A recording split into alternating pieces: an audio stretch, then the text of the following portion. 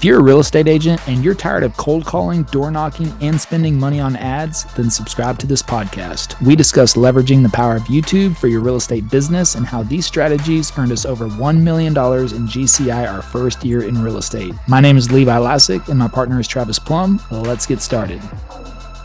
Well, let's kick this off. Let's get started. This is YouTube for Real Estate, our weekly discussion where we talk about all things YouTube and real estate. We can even throw in some other video topics on there as well. So joined here by our client success manager, Chrissy, for the Living in Dallas, Texas team and the real agents. She helps us do everything behind the scenes.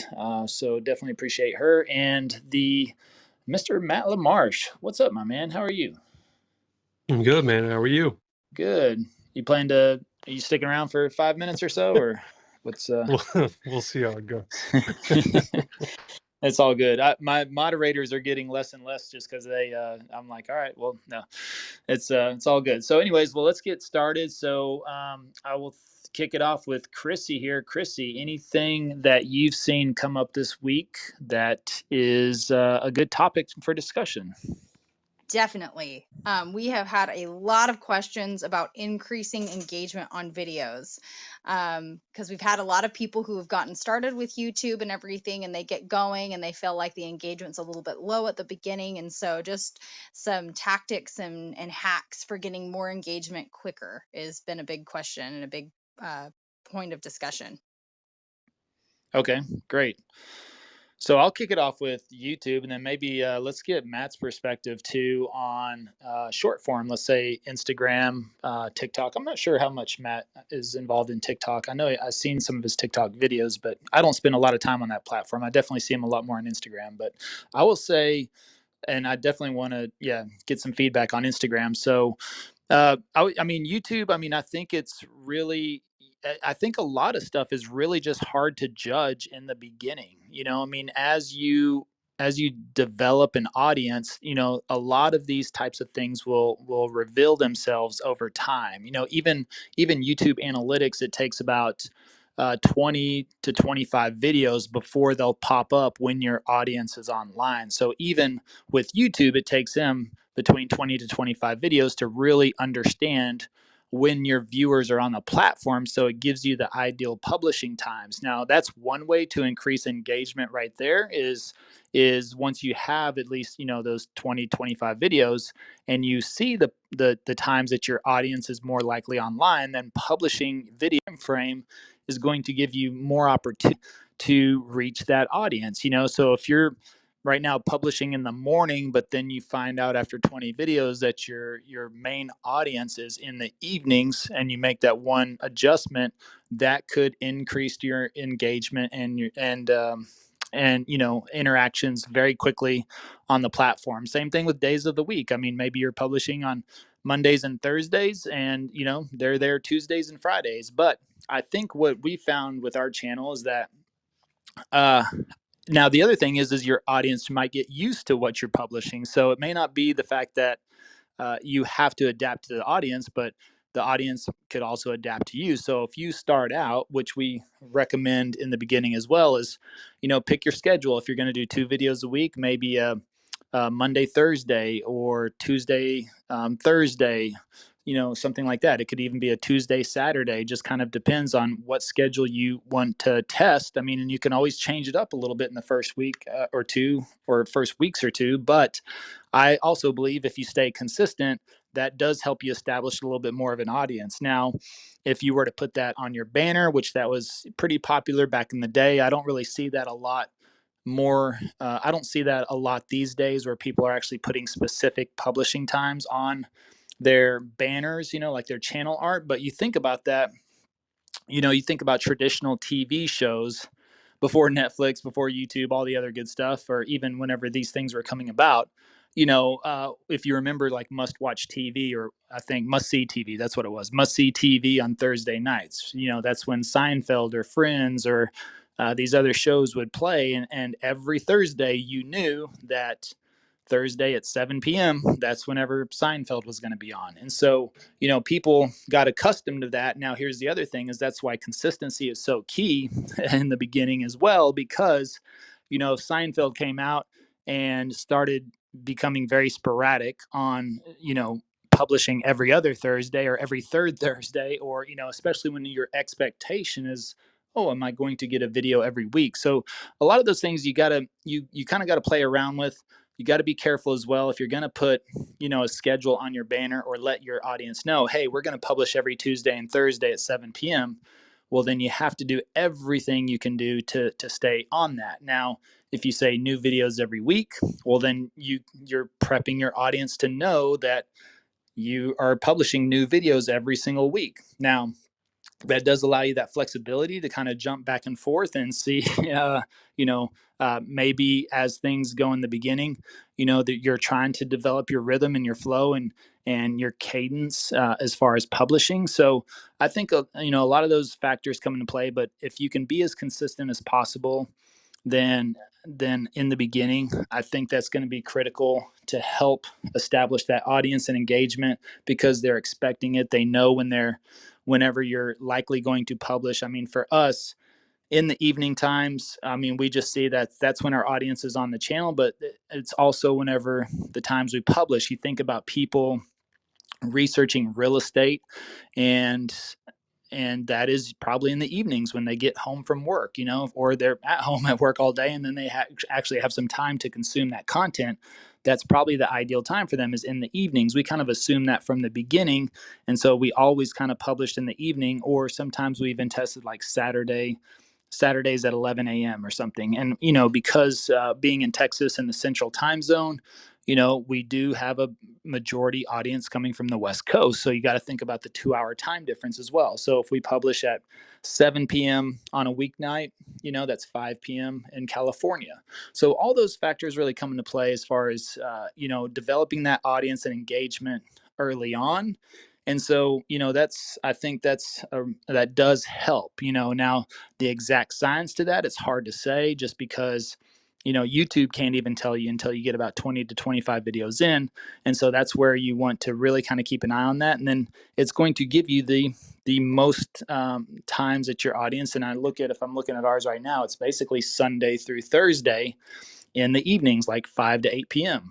Those are all the ideal publishing times, to publish anywhere between Sunday and Thursday. Now, we pretty much stick to a Tuesday, Thursday schedule now. Before, whenever all last year, I did 3 videos a week, and that was a Tuesday, Thursday, Saturday usually.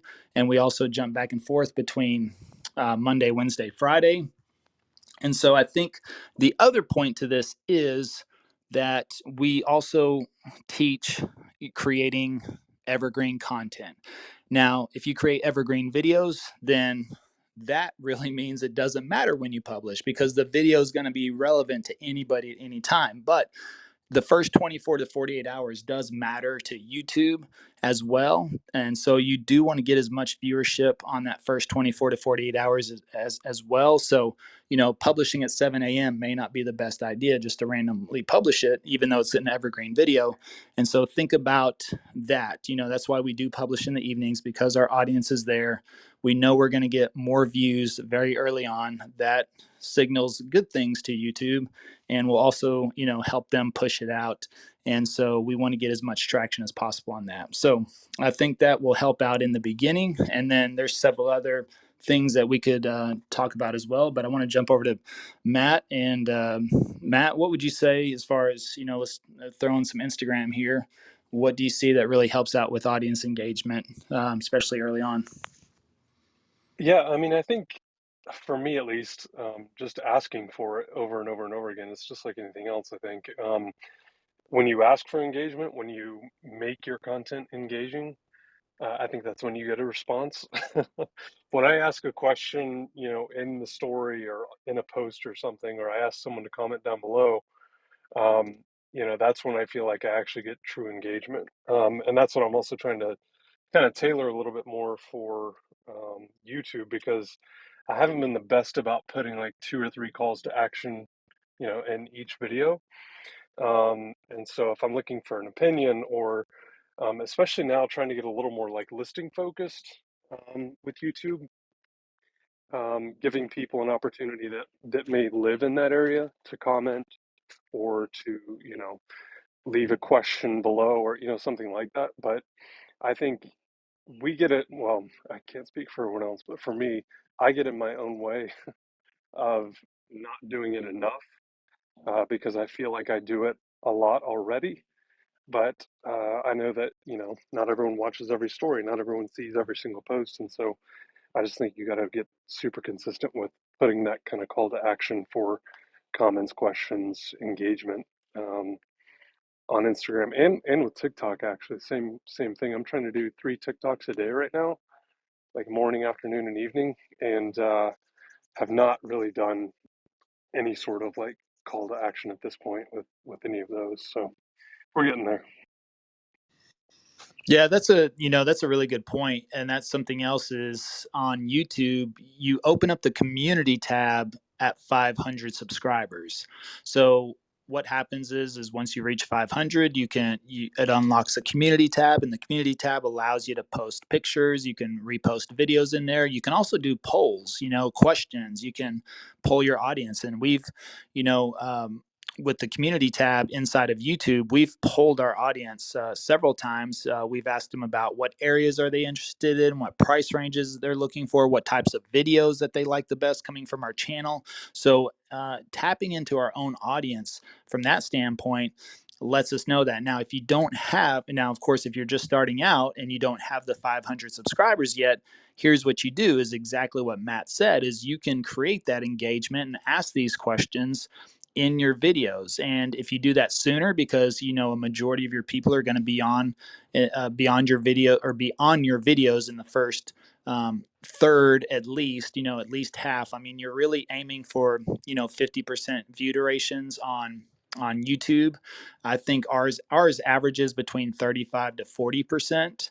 So which I think a lot of that is from, a view counts as 30 seconds. And we do see a little bit of drop off after 30 seconds. Now, could that be from the fact that in the beginning of every video I say, so you're thinking about moving to, and I do that on purpose because if they're not thinking about moving to that area, I prefer them to drop off the video. And if they drop off the video, I'm okay with that. And I think that just helps YouTube understand a lot more who the audience is or isn't for that video. Now, if hopefully they go to another video and find one of the area they are interested in, that's the ideal situation. But I think also, if people jump off and that's not the right area for them, I'm okay with that. And that can bring down view duration as well, because if you got people that are wanting to move to that area, they're likely going to watch a significant amount of that video.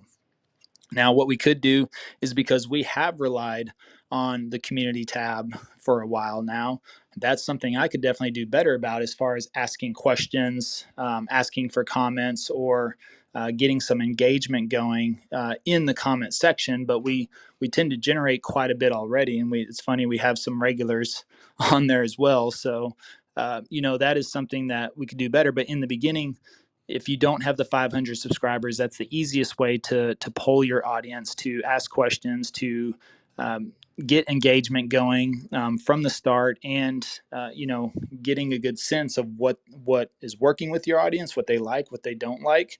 And that is a great way to see that there. Christy, anything you want to add in there? Oh, for sure. And if you guys want some ninja tricks, you can go and respond to your comments, because every bit of engagement that YouTube sees, they're going to reward you for that. And you can actually use that on your Google My Business reviews as well. If you want to increase your engagement there, that's one of the easiest ways to do that almost instantly, is to just start engaging with the engagement you're already getting. And some people, they'll start by, well, the first thing you can do too is be the first one to comment on your video. And we pin all of our contact information as the first comment on every YouTube video, and that kind of starts it off. And so as far as pushing it out to your audience, as soon as YouTube starts seeing comments, it starts increasing where it's going to distribute that video. So yeah, engaging in the comments is really important. And I think it's what I like to think of as kind of a ninja trick, because most people don't do it. Yeah, absolutely. And what we tend to do even sometimes is we let it breathe for 24 hours or so before actually going back and engaging on those comments. Now, there's a couple of things you could do. You can engage right away. That's always best, but I'm not typically like around my computer at the exact moment that our videos are published. And that's, again, what I love about YouTube is I may be traveling, I could be at dinner, I could be hosting another call, I could be doing a training. Those videos are going to publish every single time. So I may not be readily available to answer comments right at that time, but if I go back in the next day, we have a simple formula for that, which is acknowledge and ask a question. Which, now depending on the type of comment it is as well, sometimes comments are not as engaging themselves, but you can almost always pretty much ask a question. You can pretty much always ask a question on a comment. So, and you want to acknowledge. So, whatever they may say, you say, "Oh, great idea," or "Thank you for sharing." And that's usually one of the easiest ones. "Thank you for sharing. Where do you live now?" That's probably one of the standard comments and replies that we give, because I'm curious to find out where do they live. That's going to tell me a lot more about them and the audience and what where they're coming from. So we find out we have a lot of local people watching the channel now, but of course a lot of the West Coasters are watching. So, but they engage, and then also sometimes that's when people open up. They may leave a comment, but then whenever we acknowledge and ask them a question, their reply is usually, "Oh, I live here. By the way, I'm thinking about moving here and there, or at this time, so they tend to open up a lot more too on the engagement, but initially they may not volunteer all that information in the beginning.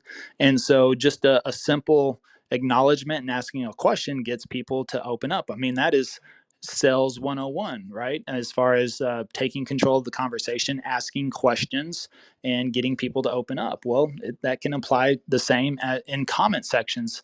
So we don't want to overlook the comment section, and we don't just want to give it a thumbs up or say thank you or thanks for sharing, or let's always try to ask a question. Where do you live is pretty much the easiest one to ask in there, but it also gives you a great gauge of where people are coming from, and then that opens the door to more. And if you want to go through there now, hopefully you'll get to a point too to where there will be a point in time where maybe you can't respond to everything, but at least getting to the first 3, 5, or 10 comments on your videos. If you are starting to receive a ton of engagement, that can be a little bit much to just answer every question all the time. But in the beginning, whenever the audience is getting established, that's always the best time to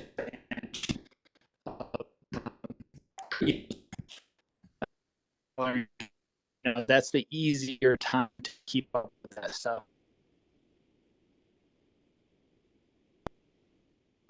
Hey, Levi, I think you're cutting out a little bit. I'm not hearing you right now. Let me see. And if anybody has any questions, this is an open forum as well. So we don't want to be up here chatting it up the whole time. If you have any questions, feel free to raise your hand. Olivia, I saw you raise your hand earlier, but I wasn't able to bring you up. So you may have to leave or come back, or I don't know if anybody else can bring you up, but we'll see if we can. But yeah, if you have any questions, please, this is a great time to ask your questions, get some dialogue going, and we'll acknowledge and then ask you a question back, right? So anyway, so from there, anything else that you think we should cover on that, Chrissy, or is there something else?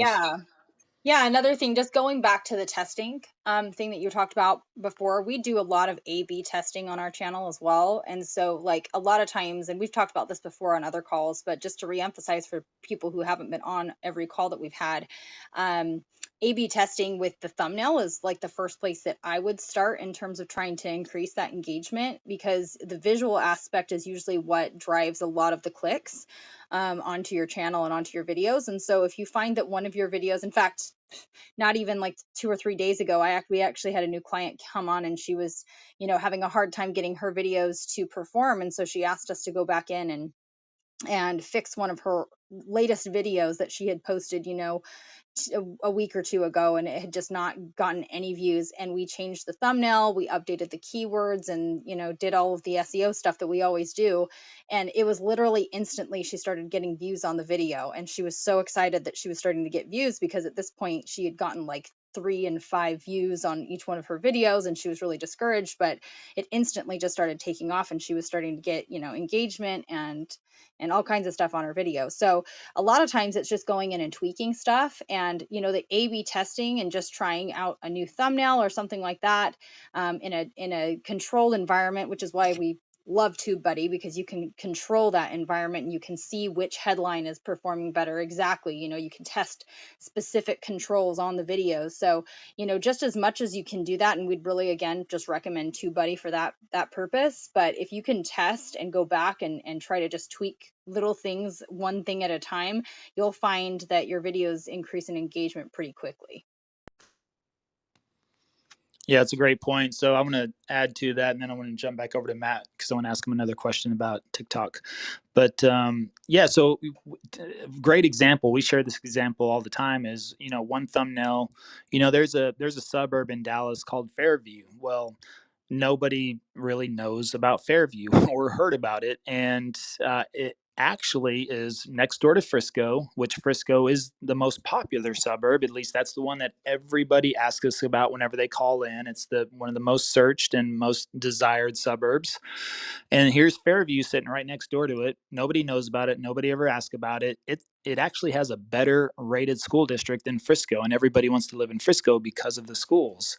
So this one has a better rated school district. It's about 10 years newer than Frisco, and it's right there. So and you can get larger lots. I mean, there's a little bit more spacious lots there, larger homes. Price point is a little bit higher too, but still very very great suburb there. Well, we tried a thumbnail that said, uh, this is Fairview or something. This is Fairview. It was, something like that. Basically said that Fairview on it. Well, the other thumbnail we tested against, same picture and everything, just different words in, and said the new Frisco ? And that one, the new Frisco ? Got 387% more clicks than the Fairview thumbnail. And so, what did that tell us? Well, number one, again, the theory of what we figured was nobody knows about Fairview really or ask about it. So if they see that, they may not have an interest for it. Maybe they're interested in moving to Dallas, but they see Fairview and they're like, well, I haven't heard of Fairview, don't know about it at all whatsoever. So that may not be of interest to me. So I'm just going to move on. I'm going to continue looking for Frisco content or Plano content or McKinney content because that's what everyone talks about. But there's Fairview nestled right beside all of them. And by titling it The New Frisco, now we've captured all of that market of people that are searching for Frisco or that area, or maybe they just don't know that there's an alternative. But clearly you capitalize off of something that's more known and more searched, and 387% difference is a huge difference on that. But we also have had videos or thumbnails we've tested that could be 1% or 4% or 4.5% more clicks. Now, to me, that's still just as important because of the old saying that if you are sailing a ship and you get 1 degree off a course, eventually you'll end up in an entirely different country. So that 4% even on clicks for a thumbnail, that's a big difference, especially with our channel. We're averaging anywhere between 30 to 40, sometimes 50,000 impressions per day, which means an impression on YouTube means that your thumbnail is sitting on somebody's screen longer than 1 second, because the eyes can process an image in 7/10 of a second. So if that thumbnail sits on somebody's screen, doesn't mean they scroll right past it like a super thumb scroll, but they actually stop and your thumbnail sits on their screen that can be seen longer than 1 second. They count that as an impression, because basically that's telling YouTube that someone's has time to process the image and to make a decision whether or not they want to click on your video. So thumbnails are are very critical to your success on YouTube. I mean, that is a majority of the battle, because you got to get the click to win the view. People will see the thumbnail first, then, and you've probably done this yourself, you see the thumbnail first and you probably search on YouTube for thumbnails. Anytime you search something, you look at thumbnails, whichever one catches your eye. Then you read the title and determine, okay, is this video for me? So that combination of thumbnail and title is what's going to get me to click. But ultimately, it's the thumbnail first that really sets that off for me. So, what I love is, what that also reminds me of is one of my favorite books is The Astronaut's Guide to Life on Earth. And he talks about, what's amazing about this is that the what's his name, Colonel Colonel Hatfield or something like that wrote this book. Absolutely amazing book. And, you think about an astronaut's guide to life on Earth. He's looking at everything. Over his 22-year career, he went to space 3 times. Think about this. 3 times. How glamorous is that to be an astronaut and have to train, which they would literally train 5 to 7 years for each mission. For it doesn't matter if it's a 6 week or a 6 month or a 1 year mission. The training that goes into that is typically 5 to 7 years for that mission ahead of time. And he says they train 1,000 ways to die, and then they reverse engineer that how not to die. Because the smallest little thing in space can compound and basically kill you. So now the thing is that he says, look, you're training 5 to 7 years for this space mission. Then you're going to go there for 6 months and then you come home, but 50% of that mission is dependent upon you getting to space. And the actual flight time to get to space from launch to space is only 9 minutes. So think about that. Training for 5 to 7 years, and then really it all matters. You got to get to space in the first place, and that only takes 9 minutes. And then you're going to be in space for 6 months or a year possibly, and then you got to come back. I mean, that's how critical that one little component is. And so it's just funny because that's what I think of thumbnails now. You do all that work, you make a great video, you have a good title, and if you have a crappy thumbnail, then people are not likely going to click. So thumbnails are extremely important. But I wanted to jump over to Matt again real quick. And so, Matt, you mentioned you're doing 3 TikToks a day. So clearly you're testing something. And I would love to find out what made you think to do that? What are you trying to learn from it? What's kind of the thought process from doing 3 TikToks a day? Sure. So, really, all I'm testing is a different type of content. In the past, I had done TikTok just like I had done Instagram, which was fine, but it wasn't bringing me the results that I thought it should or could. And so, my short form content that I did with like a videographer in place, I think is perfect for Instagram because I'm not really trying to grow uh, my organic reach or my organic audience there. And because Instagram is really pushing Reels right now, um, you either you love it or you hate it type thing. Whereas I feel like on TikTok, you've got a great opportunity to stitch, to duet, to use other creators' content, which I think can scale your reach, your organic reach a lot better. And I think a lot of people get on TikTok and then reach this plateau where they get to 2,000 or 10,000 or half a million followers, and then it just stops. There's no more growth. So we're testing out all of those different features just to see what works. If there's any common theme, um, trying to still keep it somewhat related to real estate, but not entirely. So I figured by trying 3 a day, we would get a lot more data a lot faster. And you can generally tell within about 24 hours if a video is going to do pretty well or not. And more often than not, even in 20 minutes or so, you can tell. Um, and I think I have a little bit better understanding of the algorithm now, as well as how it works, how they force certain videos versus others. And a lot of this is just consuming a ton of content as well, and hearing the trends and seeing the trends, not so that I can go duplicate them, but so that I can twist them, my way. So that's what we're trying right now. What are they pushing, or what do you feel like they're pushing, the type of Yeah, content? yeah. So if I go to my For You page on TikTok, and the average is like 12 to 14 videos a minute is what TikTok says most consumers watch. So if of those 12, 3 or 4 have the same sound, and by sound I mean the audio on the video, then generally that's a trending sound that you can use for something. And again, I try not to duplicate because I don't think that gets me anywhere. I try to take that sound that's trending and use it, in a way that no one else would have. So but the other 9 videos might all have 9 other sounds, totally individual to that video. So if you hear 2 or 3 of the same sounds in a minute or two, you can pretty much tell that sound is actually trending.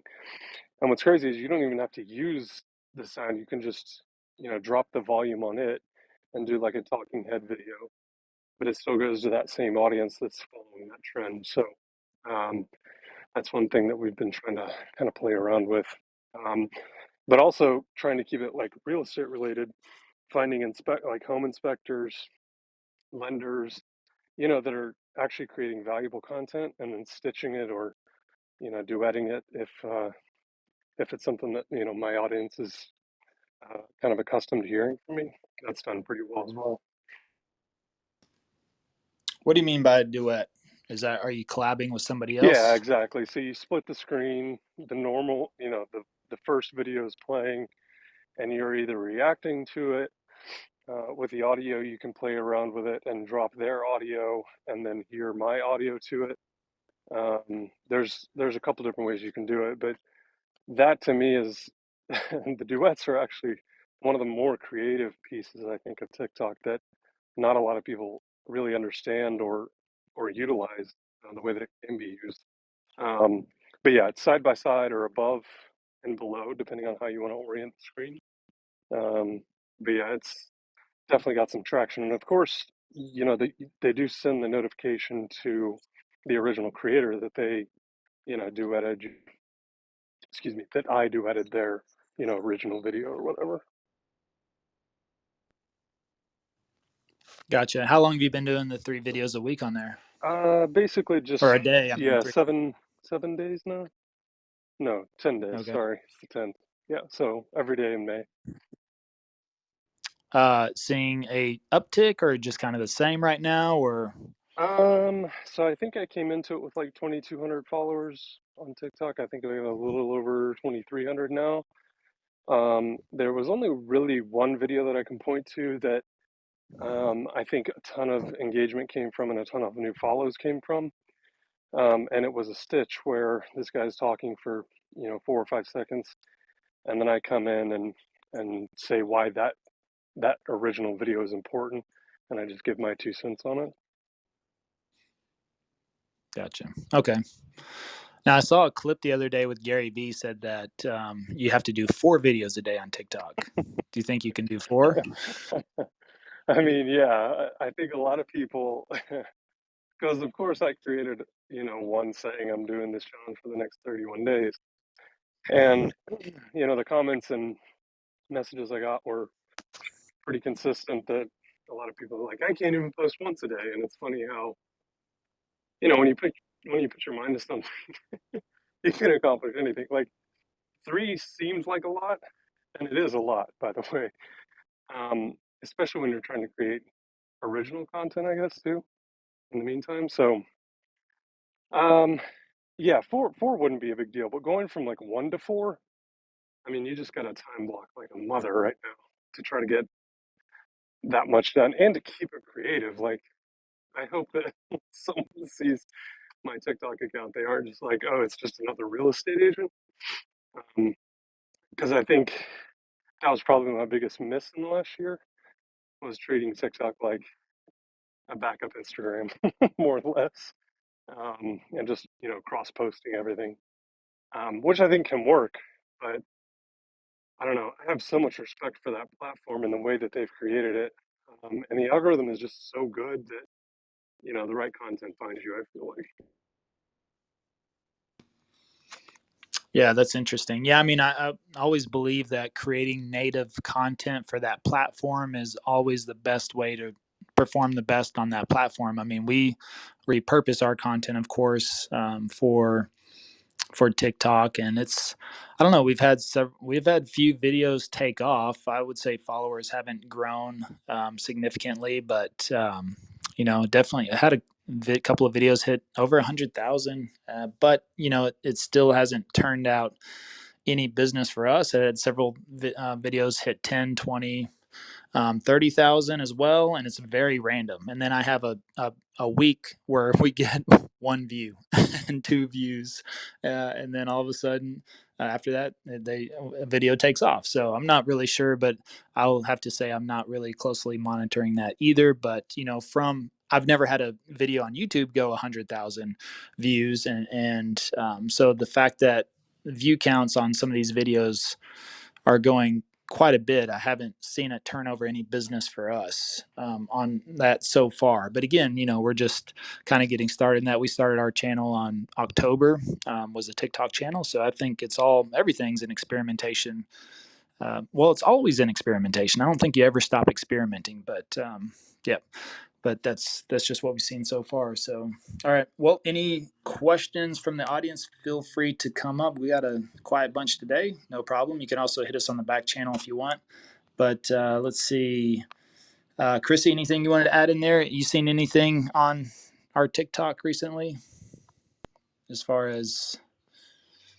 Yeah, I mean, like you were saying, I mean, we're really still experimenting with a lot of that, and honestly, it kind of we've found some success from using trending sounds on both Instagram and TikTok, and so that's kind of been what I've been experimenting with a lot recently. Is just I found kind of a sweet spot with Reels, especially using sounds that have between, I think it was 50,000 and 100,000 uses on other reels, and it makes it, and so it's not quite as concentrated, but it still gives you enough of a viewership to actually get some exposure. So I would say that trending sounds has probably been our most successful tool, but that's been kind of particularly on Instagram. TikTok, we're still doing a lot of testing on that, so I think that you probably hit the nail on the head with all that you were saying, Matt, because yeah, I'm seeing kind of the same trends on my end. And what else have you discovered on Instagram? Because I know our reels on Instagram have been doing pretty well. I would say 80% of them. Then we have like 20% that don't seem to really get that far, and then all of a sudden they take off again. So what's I know you said trending audio, but also what have you been looking into as far as hashtags and descriptions? Yeah, so I found a sweet spot of about 5 hashtags, and using those, and as long as they're relevant, and that's really I've done, I've been in rooms with other people about reels, and that kind of seems to be the consensus, is just making sure that those 5 hashtags are just really, really focused on what you're talking about. It can be something that's tied back into the captions. That's another thing that I noticed, that I've noticed recently, is that the captions, making sure that you're actually pointing something out in your caption that's actually directly spoken about in the content itself, because Instagram is also reading the transcript when it's trying to decide where to distribute that. And so just making sure you're using some of the keywords that you're actually saying in the transcript itself has been helpful as well. And then the third thing that's been awesome is just actually sharing that in stories as well, because story views actually count as real views. And so I always try to share our reels to our stories to help just make it go a little bit farther, because stories can also go across to Facebook stories, and all of those views count towards the reels on Instagram. So that's really some of the 3 major things that I've done. And then of course I'm always researching and watching other reels and trying to see what we can do to improve ours. So just constantly being in learning mode has been helpful. What video game are you playing at the same time that you're doing this? What video game? Sounds like you're running into a I don't know, there's some weird buzz sound. Sounds like Super Mario whenever Oh, you well, it's my heater because my feet are freezing. So I've got my mini oh, heater on. gotcha. Okay, gotcha. So what about, and then what is it about Facebook Reels? Because Matt, I know you've had some success on Facebook Reels, but Chrissy, you said that feature is not available on our account right now, or are they only testing it with certain accounts? I'm not 100% sure, because it seems very confusing. I do not see it as an option on our business account. I see it as on personal accounts you can create reels, from what I understand, but I don't see it as an available thing. So usually I just share them from Instagram to Facebook Discover, and they usually distribute that from there. So they're available in Facebook's feed, but it's not directly creatable for us, at least on the Facebook platform. Matt, are you doing it from your personal account or from a business account? Yeah, from personal. I don't think they've released it for the business pages yet. So yeah, I'm having to do it all through my personal page, personal Facebook Are page. you still getting millions of views on your reels on Facebook? Not millions. I mean, one TikTok I did, I saved it to my phone or whatever, and then uploaded it to Facebook Reels when it like first became available for me or whatever. And it did really well. It did better actually on Facebook Reels than it did on TikTok. Which is, I don't know how that works, but Of course, it sounds like we're really nailing down the process here, right? exactly. But yeah, I mean, I think that is another important part. And everyone talks about removing the watermark, but honestly, I just posted that one, didn't even think twice about it, and I think it got to like 1.6 million views or something. But I think too, what I was worried about was, okay, all my friends are like Facebook friends are the only ones that are going to see this because it's not on business pages yet. And it's interesting because they're still pushing that out to an entirely different audience. But I also didn't want to get like, in this particular case, there were like 14,000 shares or something. I didn't want to get 14,000 friend requests from people that just found me through this short form video. But that's not how it works. It works a lot more similarly to Instagram, where they can just follow you. And then, of course, they can turn on notifications and so on and so forth. But yeah, it doesn't work like most people think it does. On Instagram, in your personal account, they're trying to push people back to your account to get them to follow you to get your organic reach even higher. But Facebook Reels works a little bit differently. And I think one day it just like popped up in my feed, and I went to watch it. Like I went to watch a reel, and then it was like create your own reel, and I uploaded a video, and the rest is history. So Yeah. Well, great. So yeah, so I've been at a couple of conferences. I was at a video conference about 2 weeks ago, and it was interesting to. I was listening to Zach speak, and he was talking about. Of course, he has a lot of success on TikTok, but he talked about how it's definitely top of funnel, to where most people are not necessarily going to TikTok to research, for real estate, but they do find real estate agents like their content, and of course, being on posting consistently daily, it definitely keeps you on top of mind. But also, I guess now you can run hyper local ads on TikTok as well, and so it's something that they're using effective. But you talk about top of funnel there. That's what I do like about YouTube so much is YouTube.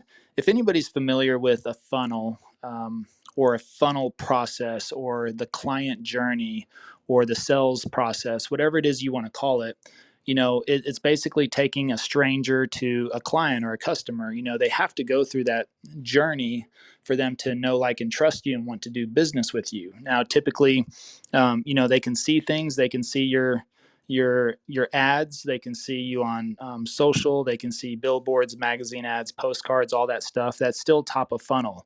It's the consistency usually that allows them to get to know you a little bit better. So no matter what it is you're doing, it could be open houses, it could be in a particular neighborhood, it could be the postcards, it could be billboards, those types of things.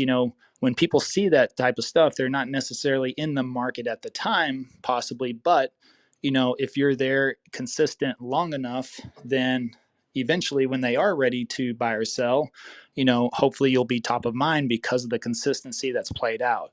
Now, and then you think about YouTube, what I do love about that is that people are going there intentionally to research real estate. So I think number one, you're fast forwarding that process significantly because they're already in the buying process. They're in the decision making process. They already are ready to make a move. They're in the market. They're in the research phase. And again, we're capturing people, in the research phase before they've even decided to hire a real estate agent or a loan officer.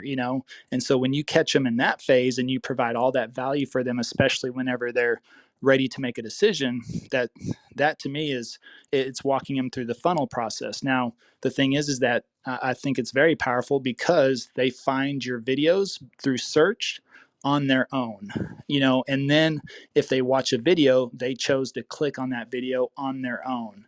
And then YouTube, because of the algorithm, they consume a majority or all of one of your videos, they're going to automatically say, well, this person seems to like content from this creator, so let's serve them more content. And so they're actually going to push your videos to them more often now, and they're going to choose if they want to watch those videos. Ultimately, they start walking themselves through that whole client journey, but they found your content on their own. They start to watch the content on their own. So now they're in the middle of the funnel. They're in the relationship developing phase, and then going to bottom of funnels whenever they decide to reach out. And because that's inbound, they've made that decision to reach out and give us a call. And whenever they've made that decision, they've already decided that they want to work with us whenever they call us. And so that relationship is already established on the client side whenever they call us. So there's not really much selling that we have to do on our part after that. And just the fact that they're working with us and the team is, they're very happy with doing that. And so that to me is very powerful. And you think about it, you think about this as well. You could see a TV commercial for dog food, 10 times in a day. Doesn't mean you're going to run out and buy dog food if you're not necessarily in the market for dog food, or if you got a half bag of dog food, you're like, okay, I got that. But when you pour out that last bowl of dog food, you're like, oh, I need dog food. Now your intention becomes extremely shifted. And so now you have full intention. Typically what you probably do now is you're not thinking about maybe the TV commercial you saw yesterday or the day before. You go onto Amazon, you probably search for that. You probably search dog food, and you see at this point you're extremely intentional. And Amazon is made up of about 85% small business owners, and they can pay to rank their products in the search results on Amazon. So and I think the stat is around 72% of people on Amazon will make their decision within the first 10 products that show up whenever they search something. So rarely do they ever go to the second page. It's kind of like the second page of Google, right? That's the best place to hide a dead body, is the second page of Google, because most people find what they're looking for. Same thing with YouTube. Most people, 75% on YouTube, make their decision on what video to watch within the first 5 results that pop up in their search. So if you can consistently rank in the top 5, or have 2 videos or 3 videos in the top 5, you're going to be seen as the authority figure. And if they search that across multiple suburbs, you're going to be seen as the authority figure there.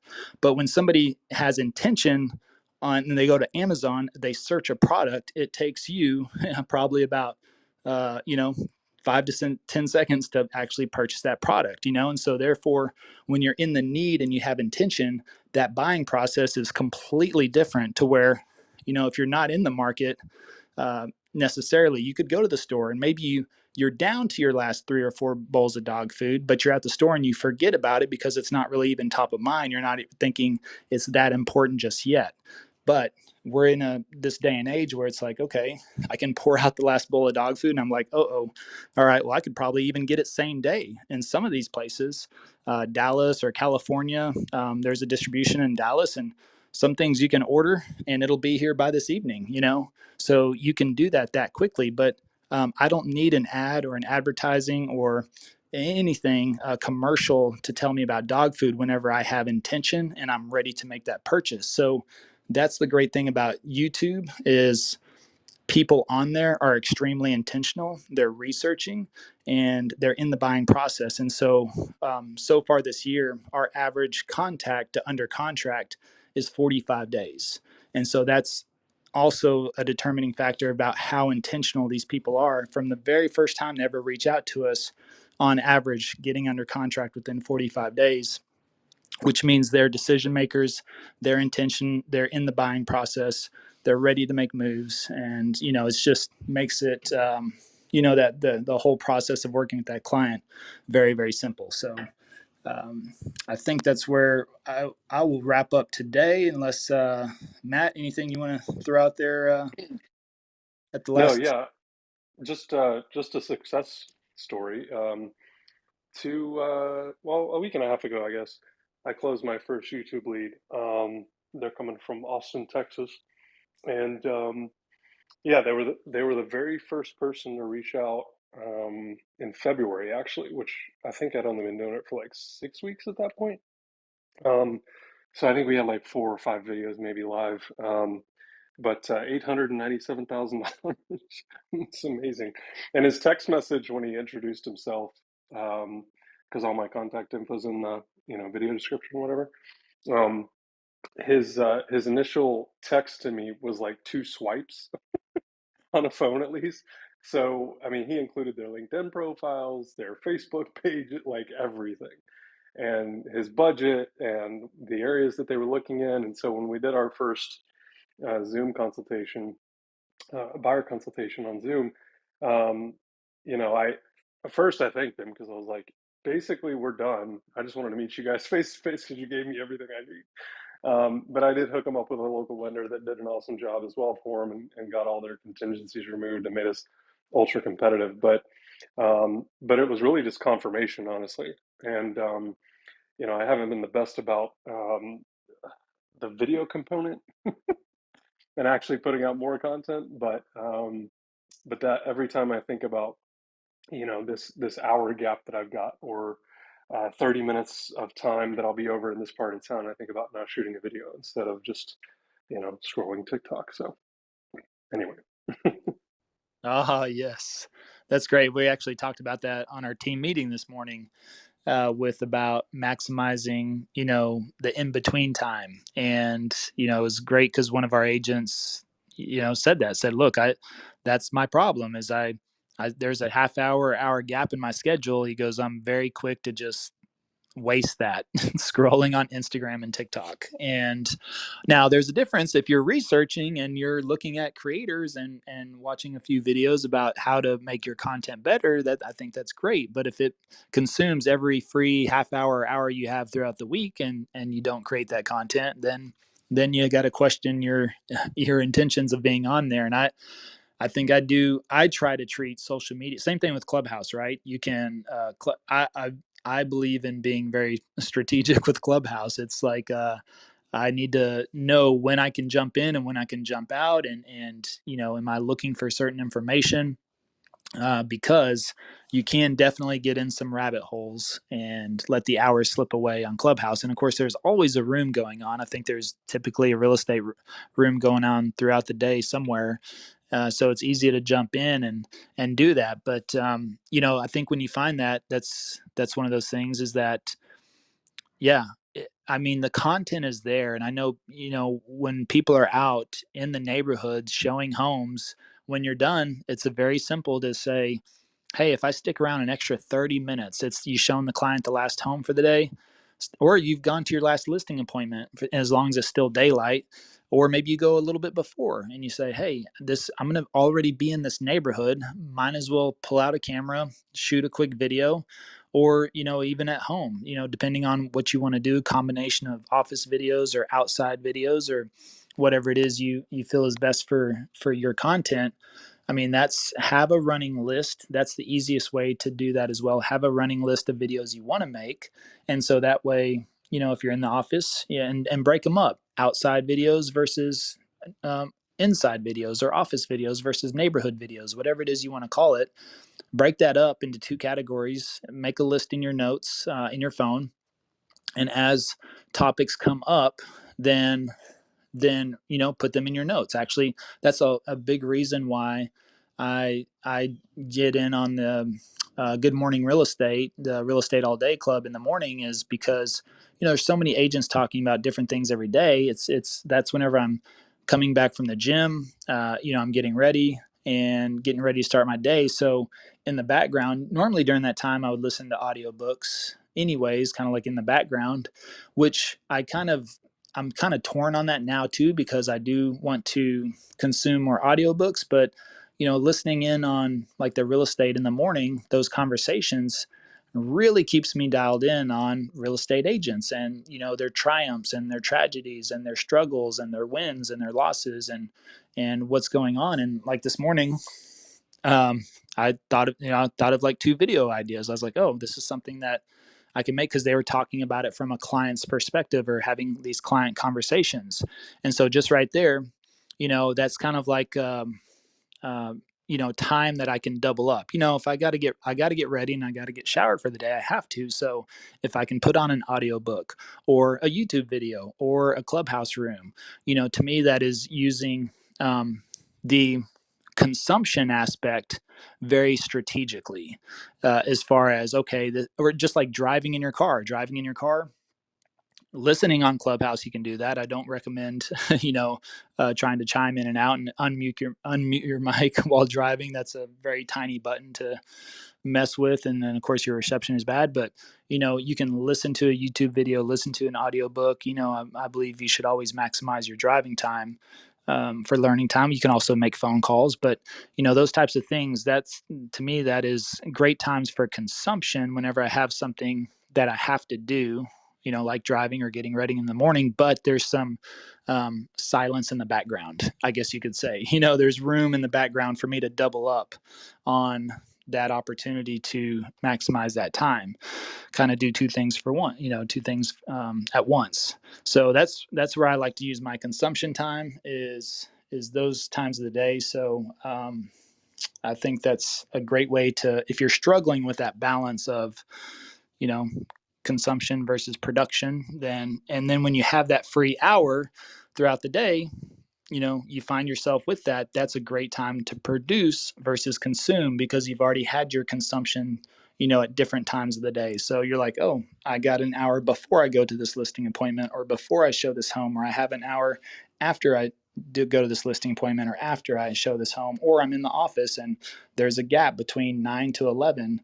Okay, I can make some follow-up calls, but also I can take 30 minutes to make a video, so, now the other thing is like Matt mentioned batching earlier. I block the same time every week, to make videos, and pretty much stick to that. Otherwise I schedule everything around that, and nobody has ever gotten mad at me because I told them I can't I can't meet on Thursday afternoon. I don't say I'm shooting videos. I usually just say I'm already tied up on Thursday, or I'm already booked out, or I already have appointments, is what I will say. And not a single person has ever gotten mad at me, because I couldn't talk to them on a Thursday afternoon. So find a time that works for you, and and that you can squeeze in there. And I think that's best way to try to maximize that. Yeah, Levi, I don't mean to jump in, but I just saw Raymond had a question in the back channel about him and another agent starting a channel. He's asking if you recommend to do one channel for both or one for each of them. Oh yeah. So let's see. Well, it depends on the partnership. So thanks for catching that, Matt, because there's so many back channels on here now, right? Let's see. So I think it completely depends on the partnership. What kind of partnership do you have? Are you, team leads together? Do you own an LLC together? What's the business relationship? Main thing is that before you start, if you're going to start something with somebody, is you need to understand your exit. So that means in the honeymoon phase, while everything is great with this partner or whoever you're going to start something with, that's the best time to talk about your exit strategies, because you know you can usually talk about that more rationally, and it's better to have your exit strategies in place in case something happens, because in the beginning people are always kind of like, hey, this is great, we'll be friends forever.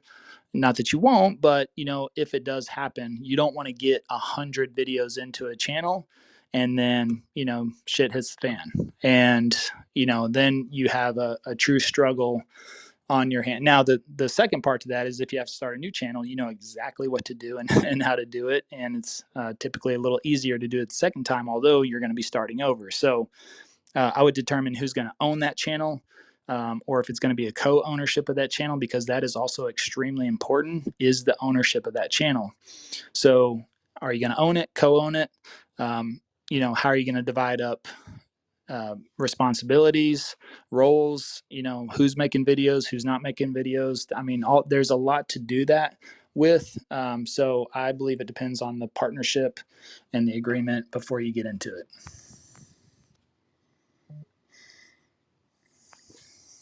Oh, yeah, I think that's what he's talking about.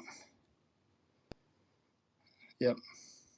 All right. What's up, Lori Lynn? You jumped up in here. Did you have a quick question, comment, contribution? How are you? I'm good. How are you guys? Good. Great. I'm on video number, I think 18. It's been Awesome. out there and my views are growing. My subscribers are not, but that's okay. Real quick, I'll make it. I'm now diving into what you talked about, doing a Google My Business channel and tying it into your YouTube, and it's confusing as hell. Is there any way that on one of these talks we can talk about those two, how they complement each other and how they do it? Or is Yeah. that another time for a different conversation somewhere? No, yeah, I would say, yeah, we can chat about it next time, and then, or yeah, we can bring it up sooner in the conversation. I like to keep these usually around an hour, so Sure. yeah, let's plan on it next week, and then, Okay. and then we can kind of chat more about it. But I think that'd be a great topic. Okay. Thank you very much. You're welcome. All right, guys. Well, that concludes today's episode of YouTube for Real Estate. Thank you all for joining in. Thank you, Matt, for hanging out. We really appreciate it and your contribution. And Chrissy, as always, thank you for keeping the wheels greased and the engine running. Lori Lynn, thanks for jumping up and joining us. Thank you all that was here, and we'll see you next week. Thank you for joining us on today's podcast. If you're interested in partnering with us to access our YouTube course and coaching all for free, schedule a call at 5starstrategycall.com.